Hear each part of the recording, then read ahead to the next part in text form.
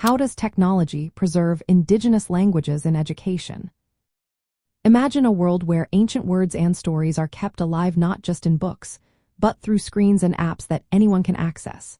Technology is changing how indigenous languages are saved and shared.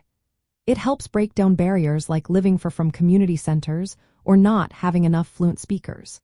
With digital tools, indigenous languages can reach more people, especially young learners who are used to using their phones and computers every day. One way technology does this is through language apps. These apps are often made with input from indigenous communities. They include vocabulary, pronunciation guides, and cultural stories. Many of these apps are free and can be used on smartphones or tablets. For example, some indigenous language apps have audio recordings of elders speaking, so learners can hear how words are really pronounced.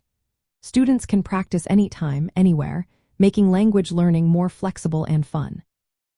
Digital books and interactive platforms are another way technology helps.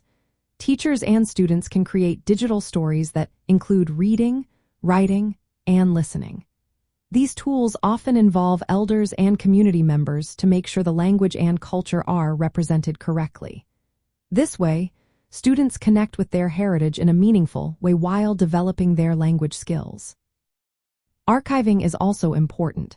Recording elders and fluent speakers preserves oral histories and language use for future generations. These recordings can be stored online, making them accessible to anyone with internet access. When fluent speakers are few, these archives become essential resources for language revitalization and teaching. Community-led platforms give indigenous groups control over how their languages are shared.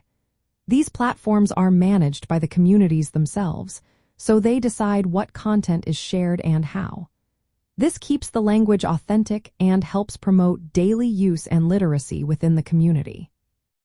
Technology also helps indigenous students living outside their reservations or in cities. Digital inclusion means providing access to devices and internet so they can learn and practice their languages. Without this access, disparities in education can grow, but technology bridges that gap. In schools, incorporating indigenous language technology supports efforts for truth and reconciliation. It makes learning about indigenous cultures and languages more relevant and respectful. For Latino students and others, this means opportunities to explore their own or neighboring indigenous heritages, fostering understanding and pride. In the context of Latino education and opportunities in America, digital inclusion is key.